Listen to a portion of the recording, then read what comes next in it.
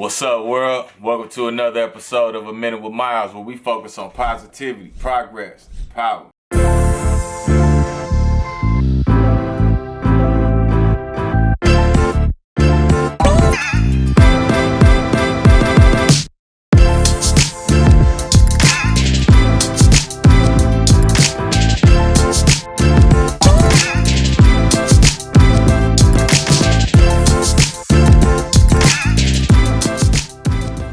So today, as always, we're going to be talking about success, right? But in that same breath, we're going to be talking about problems, right? And basically what this conversation is going to be about understanding the association between progress and problems. There is no success without problems. You're not going to have problems unless you're going towards some type of success, right? No matter what, cut and dry. That's how it always works, right? So clearly there's different types of problems for different brackets that you're in financially, both in just every aspect of life, right? If you got money, you're going to have a certain type of problem. If you ain't got no money, you're going to have different types of problems. But there are always going to be problems, right? And what a lot of times people don't realize is your value in business is placed on how much pressure that you can handle without overloading. Right? The CEO of that big company that you go frequent to or go buy stuff from, go to Walmart, Target, right?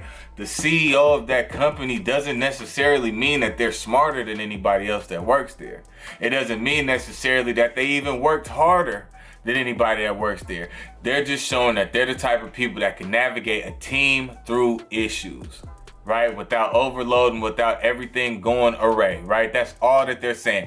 Their capacity to handle stress, problems, and issues is maybe a little bit higher than the next person that works underneath them, right? That's all they're saying. That's the only thing that them having that job title says, is that they can handle pressure. Things can come to them and they won't panic. They can make it happen. They can figure out a way through it. Right? And that's where your value comes through in as business, right? So I'm gonna show y'all a couple of photos real quick, some throwbacks, right?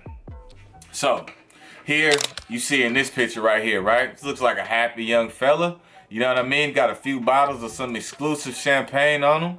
You know what I mean? Riding around, looks like a foreign car, right? So recap on this story. This picture was taken back in about 2014 when I was still running around in the streets doing my thing, right? At this present moment in this particular photo, I believe I had about $3,000 to $4,000 on me. Money wasn't an object. I had some money put up. I was being driven around in a Porsche that I own, and I was about to go have fun all day, drinking, you know, sparkling champagne and just not doing shit but spending money and enjoying my day, right? But I want you to understand that even though money wasn't an issue that I was having at this present time, I still had problems, right? I had issues. I had stuff going on. Just day-to-day life, I had problems, right? So we're going to move forward to this next picture. This photo here, the smile ain't as big.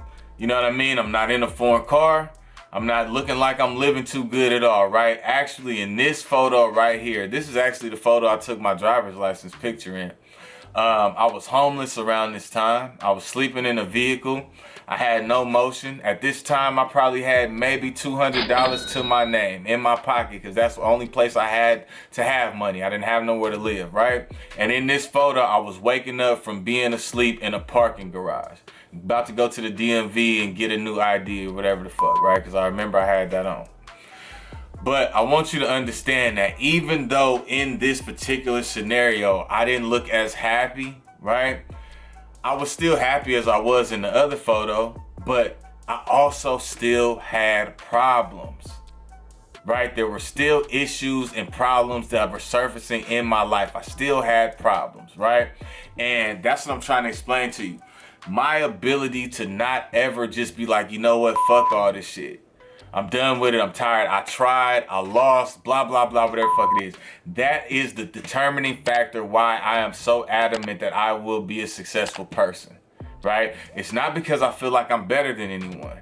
I don't feel like I'm smarter than anyone. I don't feel like as a human being, God loves me more, right? But I know for a fact, because of some of the situations God has put me in, right, and has gotten me through, because of my faith in God, right? There is nothing that I don't feel like I cannot get through. I can't, work it out, right? Every day, some kind of way, something is gonna shake for me because I believe it, and I'm gonna do the motherfucking work, right? So this is a true story. This was way back. This was like 2000 and maybe 7 or 8, right? I had bought a car from a friend of mine, right? And he told me, he like, hey man, the brakes ain't too good on this car. But that shouldn't be too much of a problem because the motherfucker only go about 40 miles per hour. So it ain't gonna be no freewaying on this car, right? So I'm a young cat, you know what I'm saying? It was a clean little car. I was like, fuck it, I'll drive it. Spend a couple hundred, just drive it for a little while around town. What's the big deal, right? So I'm driving down a somewhat busy street in my city of Modesto, right? A city called Prescott. It leads to the freeway, and it's got a lot of stores and there's a lot of stuff going on, right? Long story short, I'm in the car with two of my partners. We're coming down the street and the car in front of us stops because there's traffic, right? So this car, I'm knowing that the brakes aren't very good in this car, right? But I'm still driving it.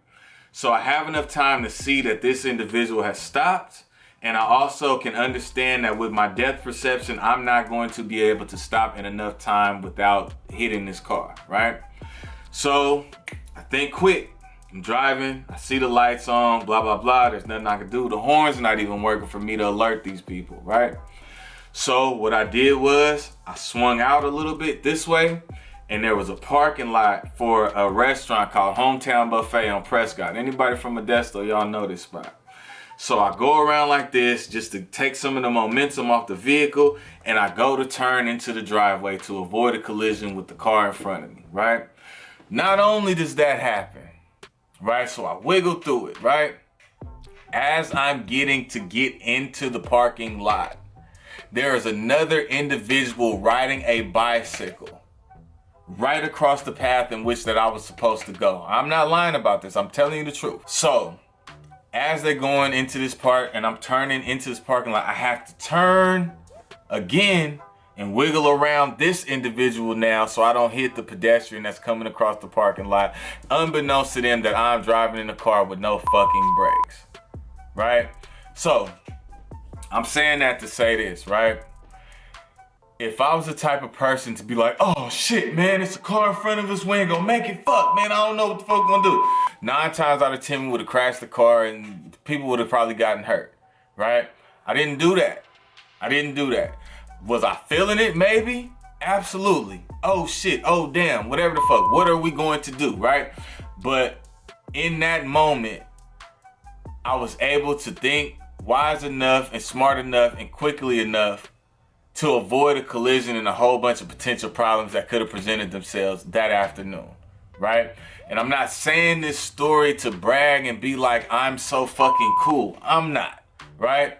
But the point is that the CEO of Walmart, right? The CEO of Target, the CEO of DoorDash, the CEO of whatever company that you use frequently, right? The only reason why they are in charge and you are not, or maybe even the people that work with them are not in charge, is on the simple fact that they cannot handle the problems properly, right? Handling problems, especially when you're in charge of other people and other people's well-being and other people's living situations and their finances and this and that, because that's all you are when you're a boss, when you're in charge. Only thing that other people are saying is, we trust you to run this part of the show, right? I have bills, I have a family, I have things that I have to take care of. I'm trusting that up under your leadership, I will be able to accomplish all the goals and all the things that I need to accomplish, right? Can you handle pressure? Right? And if you can't handle pressure, if you don't want to deal with pressure, don't try to be an entrepreneur.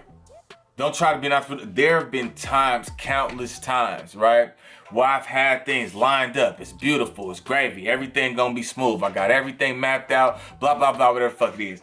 And then it comes some shit. Sometimes everything goes exactly how I planned it to go, right? Sometimes my vision is just crystal clear and it's in alignment with what God wants for me anyway, and then things just start flowing and just work out perfectly fine, right? But there are other times when there's money on the line, right? And I'm not talking about just, extra money that a motherfucker could just spend and fuck off when he feel like. I'm talking about there are substantial sums of money where that may or may not be the last of any said money within this whole situation, right? And this money is being utilized for something that we're not 100% sure is actually going to work out, right? And I didn't panic, right? I didn't panic. Whether we won the money, whether we lost the deal, whatever the fuck happened was, I always figured out a way through it, right? And you have to be able to possess that skill, because if not, success is not for you. You can get a job. You can get a really good job and be the best fucking employee that anybody could ever ask for. There's nothing wrong with that. But to be a boss, you gotta be able to know how to handle pressure. Elon Musk's company, SpaceX, had to be launched 3 different times before it was actually successful, right? What does that tell you, right? This ain't no petty money. This ain't a couple of $100 that he's investing.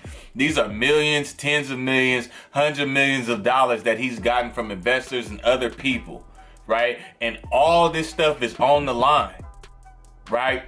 If this business goes well or if it doesn't go well, it's all his fault, right? But it took a certain type of leadership. It took a certain amount of pressure that he was able to withstand to be able to come up with a plan to make the company what it is today, right? So basically just understand, man, if you want to be the type of person that's living your dream, right? Living in your vision, a vision that you painted for yourself, that you saw, that God wanted for you, right? And you're the head honcho, you are in charge, right? You have to understand that's going to come with pressure because people are depending on you, right? That's what taking that position means. That's what taking the CEO position means. That's what being a boss means, right? And if you're not ready to deal with pressure, just be a hell of an employee, right? There's no shame in that. That don't make you less of a person. That don't make you a bad person, right? But try your best. But if you want to step into a role of being a leader and being an owner of something, understand that it's going to come with many hard days and challenging nights. But you have to be able to stay cool and keep an ever-evolving plan to get you and your team to being successful. This is A Minute with Miles. We focus on positivity, progress, power.